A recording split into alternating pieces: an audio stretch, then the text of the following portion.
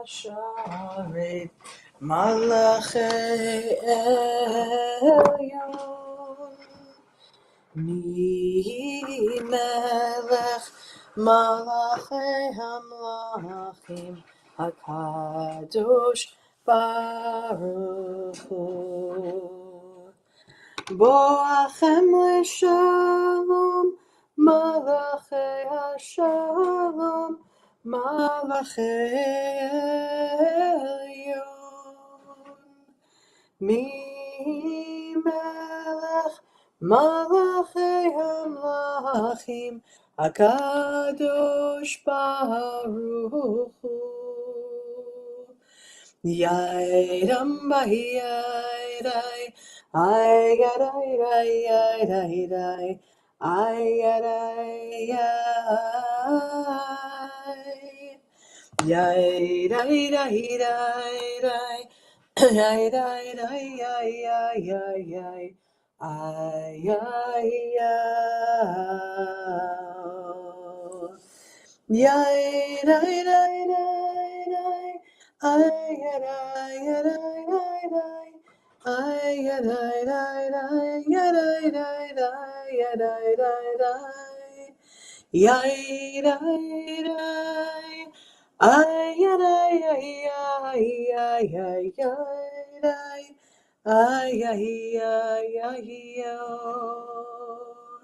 Shalom Aleichem. Welcome to all of you from all around the world, those of us that are right here like neighbors, and those of us that are neighbors in our hearts because we're physically so far away from one another. And it is Friday once more. It is our opportunity to connect one more time before we bring Shabbat in together. And what a beautiful blessing it is to just be able to connect in ways that we can from places where we are. And so this week has had a heavy teaching connection, I would call it, for Parshat Noach, or Noah, the story of Noah and his ark and his existence in the world of corruption and trouble and figuring out what to do after the flood, renewal in the wreckage. So today I'd like to touch on the promise, the rainbow covenant.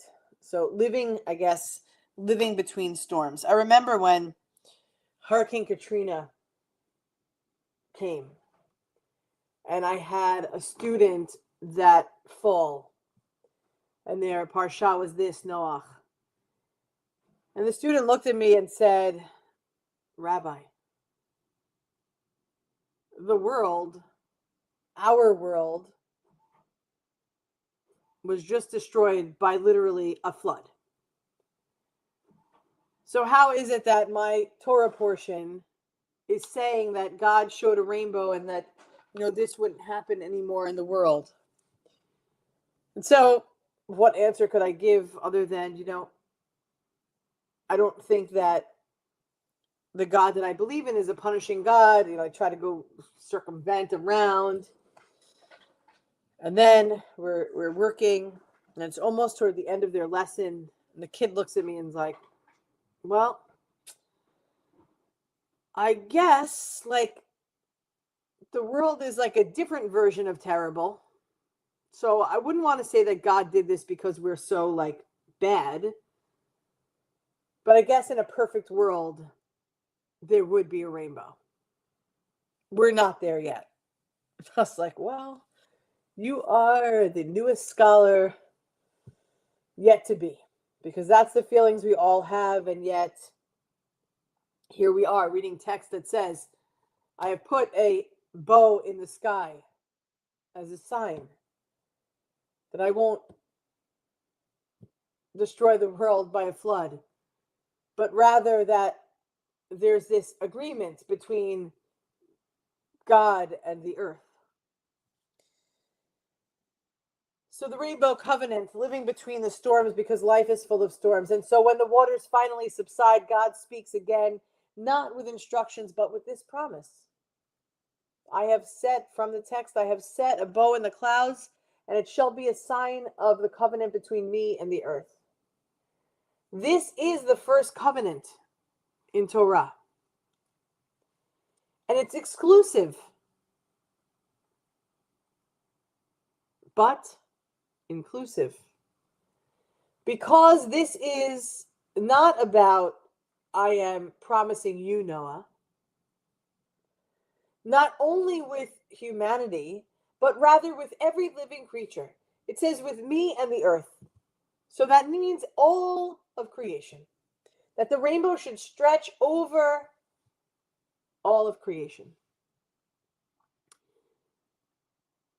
But let's think of what it means. God looks at the world that has failed tremendously and says, I'll never give up on you. In the ancient East, especially amongst the Asian culture, a bow is a weapon. By hanging it in the sky, God symbolically disarms. Put that there in the sky. I'm no longer holding it. That violence won't be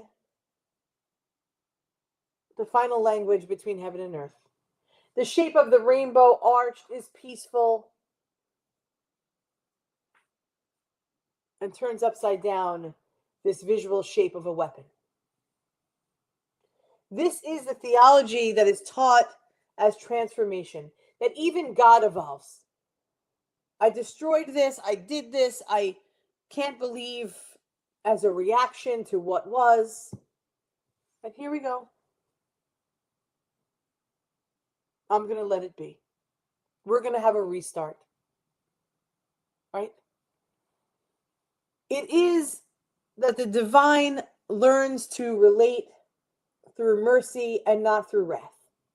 The flood may cleanse the earth, but the rainbow heals the relationship.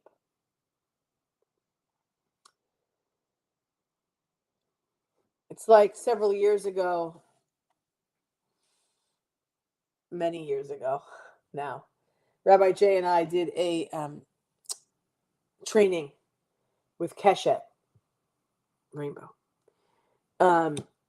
which was for the LGBTQ community and how to respond and be inclusive and be understanding and just kind of have a better, deeper knowledge base of how we could be present for such the community. And they said something that was interesting, and then I had a student react, which was something different, which is, they gave stickers that said, basically put it on your door so that people will know that your door is open to them. But we don't put on our door something that says like, hey, white cisgender male, please come in. And it left the student feeling like, why do we have to have a sign? And we had a conversation that was a deep, heartfelt conversation about seeing the unseen. And this person happened to be part of the LGBTQ population. But for some of us, it feels like, when you see a rainbow, it feels warm and fuzzy, right? Little kids love rainbows and clouds, and they love to draw a sun and a picture. Rainbows mean different things to different people, but overall, rainbows are something that feels good, feels light, feels airy. So this is the healing power of the relationship between God and earth. But it comes with human responsibility. A covenant, however, isn't just divine restraint, because God gives humanity laws. Be fruitful and multiply. Respect life. Do not shed blood. This is the moral reset, the universal code before Sinai, called, or what would become, Sheva Mitzvot B'nai Noach, the 7 Noah laws, ethics for humanity. But like in today's terms, it's the Rainbow Covenant says, hey, we are all bound together in the fate of this planet. Climate crisis, violence, displacement, all test whether we will still honor this universal bond, which is the ethics of humanity. But why a rainbow? And this, for me, is where it fits. Because you can only see a rainbow when sunlight meets a storm.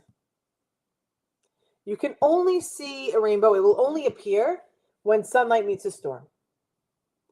The same conditions that produce destruction produce beauty. Rabbis say that the reminder is God's reminder to self, lest anger will come again. For us, it's a mirror. Can you hold both the storm and the light at one time? Can we live as this covenantal people, not only in the sanctuary, but in a messy, gray middle of the world? The grief, the uncertainty, the fear in time, in the past 6 months, in the past year, 2 years, 5 years, whatever it is for our world, there are those moments. And yet, there are still moments of grace. Neighbors helping strangers, resilience rising out of exhaustion and fatigue. Those are rainbow flashes in our collective sky. The Baal Shem Tov, the great Hasidic Rebbe, taught that the rainbow's colors reflect the diversity of human souls.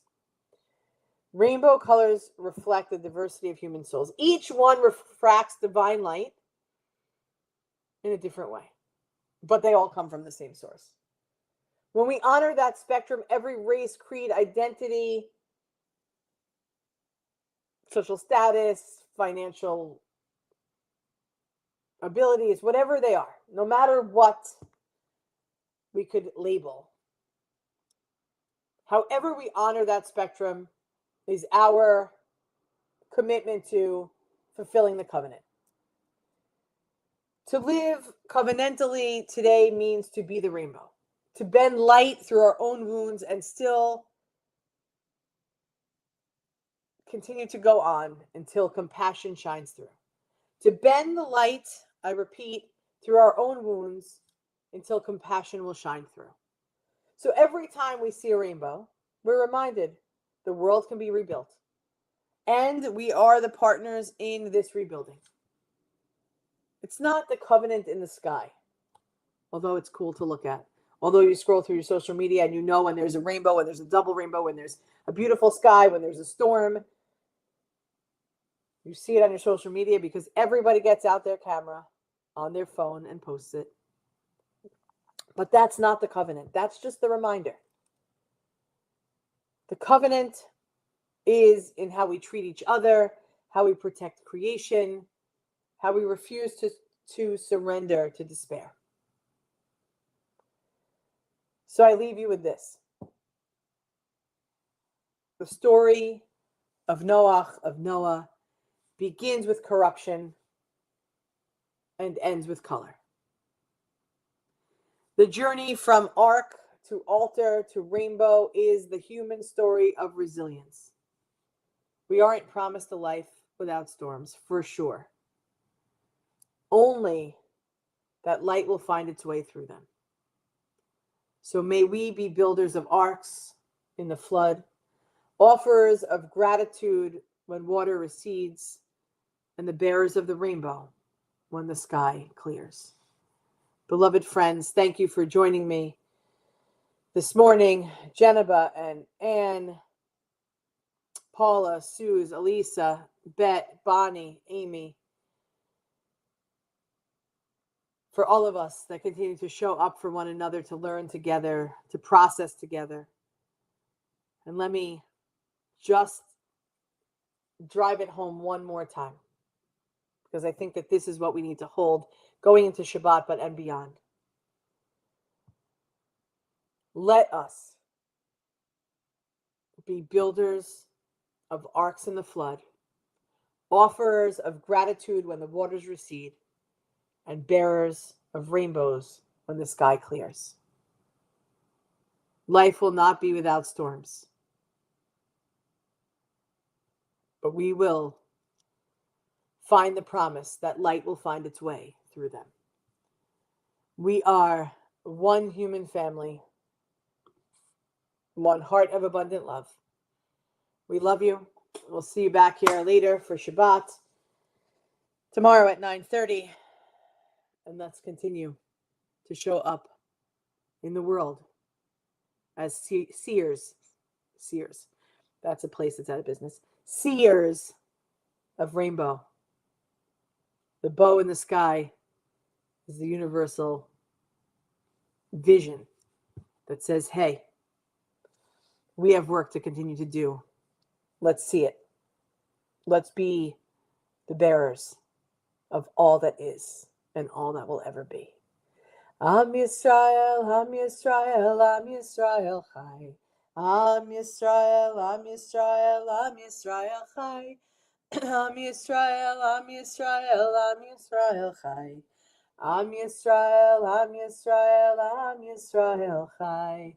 Od Avinu Chai. Have a great day, everyone. It is always great to be with you. Shabbat Shalom.